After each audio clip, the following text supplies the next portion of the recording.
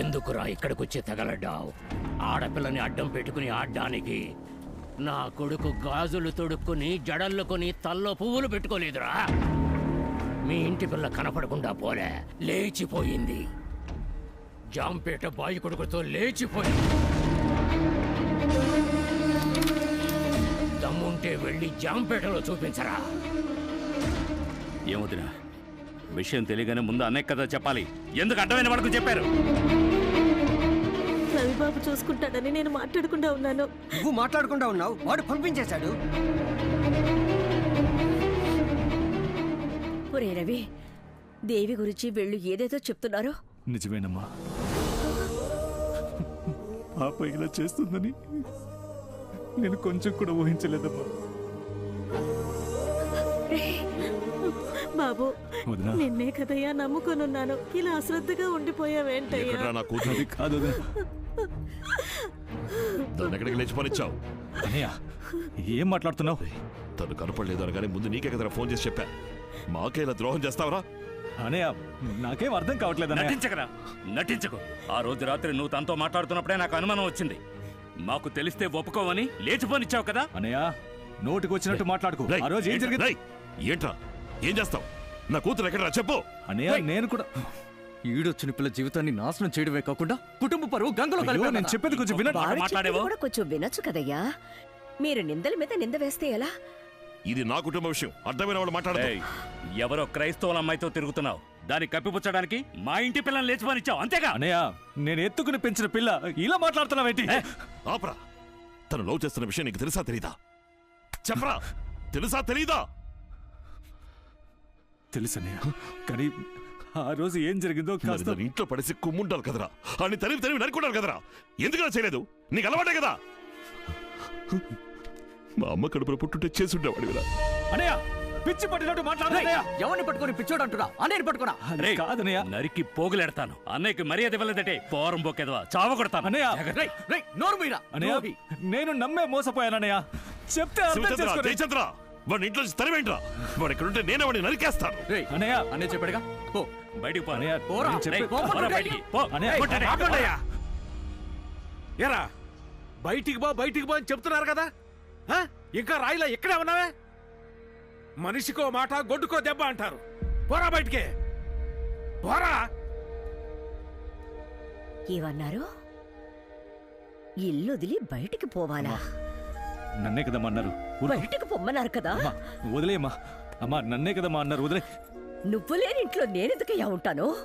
రా వెళదాం. ముత్యాలు, అందరి ముందు నా బిడ్డని చులకన చేశారు కదా.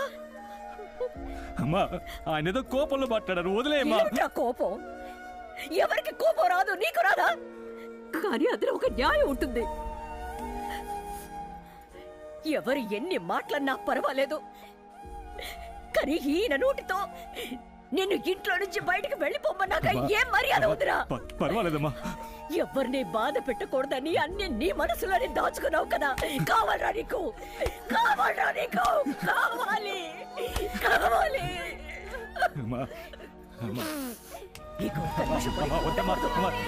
చెప్పేది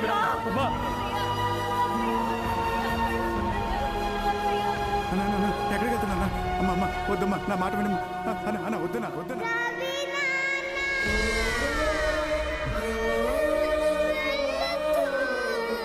అమ్మో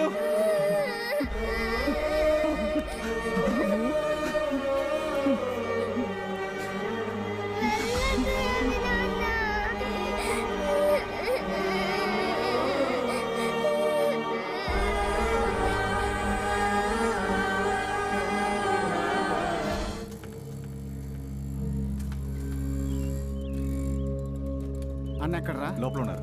ఊరికే అన్నారా? 5 ఏళ్లకు అన్నదమ్ములు, 10 ఏళ్లకు దాయాదులు, 20 ఏళ్లకు పగోళ్ళు అని కావాలనే పగను ఊది మరీ పెంచారుగా. మామయ్య అన్నయ్య గురించి తప్పగా మాట్లాడకండి. కన్న కూతురు కనపడలేదన్న కోపంతో అలా బయటికి కక్కేశాడు. విషయం తెలియగానే నేనే కాస్త జాగ్రత్తగా ఉండాల్సింది. అజాగ్రత్తగా ఉండడం పొరపాటైంది. ఏది ఏవైనా తను మనింటి పిల్ల. ఎక్కడుందో ఎలా ఉందో. రేయ్ ఏంట్రా బ్యాగ్తో సహా వచ్చేసావు? ఆ ఇంట్లో ఉండడం నచ్చలేదన్నా. రేయ్ లూస్లా మాట్లాడుకో. పిల్లలు ఒంటరిగా స్కూల్కి వెళ్ళకూడదు. అన్నయ్యలతో ఉన్న వాళ్ళు ఆదమర్చి ఉండకూడదు. ఒక్కో నిమిషం అక్కడ ఏం జరుగుతుందో నాకు తెలియాలి. అర్థమైందా?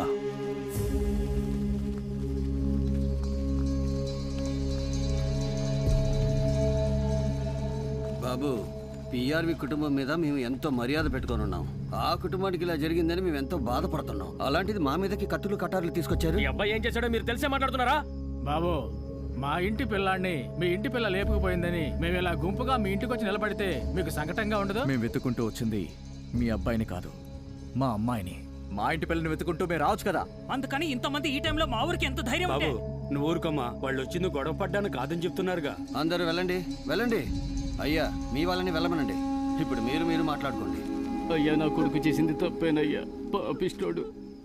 మీ కుటుంబ పరువు తీశాడయ్యా, క్షమించండి అయ్యా. అవునయ్యా. మా పిల్ల మాకు కావాలి.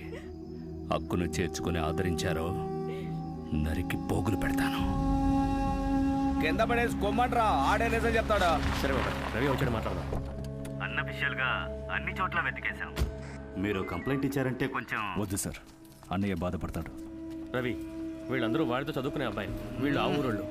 వాళ్ళిద్దరూ లవ్ చేసుకుంటున్నారని మాకు తెలుసన్నా, కానీ లేచిపోతారని అసలు అనుకోలేదు. నమ్మన్నా. ఏంట్రా అందరూ మౌనంగా ఉన్నారు? ఇంతమంది చదువుకుంటున్న కాలేజీలో ఏ ఒక్కరికి తెలీదా?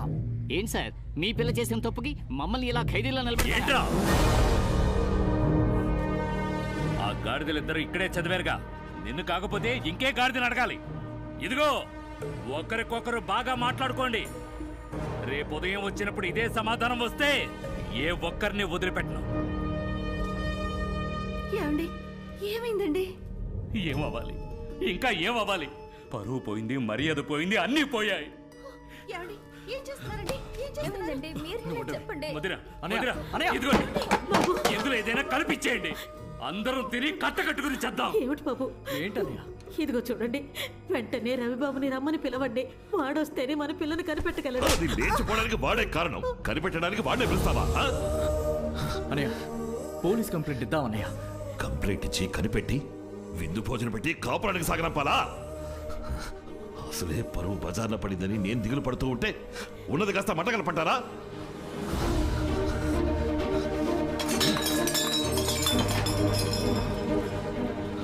చనిపోయిన మా అమ్మాయి నాకు మళ్ళీ కూతురుగా పుట్టిందని సంతోషపడ్డాను. ఆ సిగ్గులేదు నాకు కూతురు కాదు, ఆ దరిద్రపు కుట్టాడు నాకు తమ్ముడు కాదు.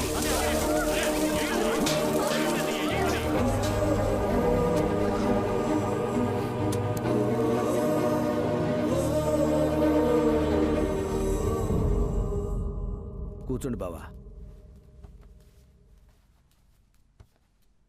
ముత్యాలు, నా మీద కోపమా? ఓసారి నా మొహం చూడు ముత్యాలు. ఇంతవరకు పిల్లలందరినీ నా పిల్లలుగానే భావించాను. నట్టింట్లో కన్నబిడ్డని చులకన చేశారే. ఓ తెలివి తక్కువదానా. మంచి చెడు తెలిసినవాడు పరిస్థితిని అర్థం చేసుకుంటాడని ధైర్యంగా బయటికి పొమ్మన్నాను. వాళ్ళు ఒకరినొకరు కొట్టుకు చచ్చారంటే ప్రశాంతంగా ఎలా ఉంటాం? పద, బయలుదేరు, మనం మన ఇంటికి వెళ్దాం. వద్దు. ఎప్పుడు నా బిడ్డ మీద పడ్డ నింద తీరుతుందో అప్పుడు గౌరవంగా ఆ గడప తొక్కుతాను. ముత్యాలు, నాకు అర్థమైంది నాన్న. ముందు దేవిని వెతికి కనిపెట్టాలి. అన్నయ్యకి నిజం తెలియాలి. అప్పుడు మేము వస్తాం.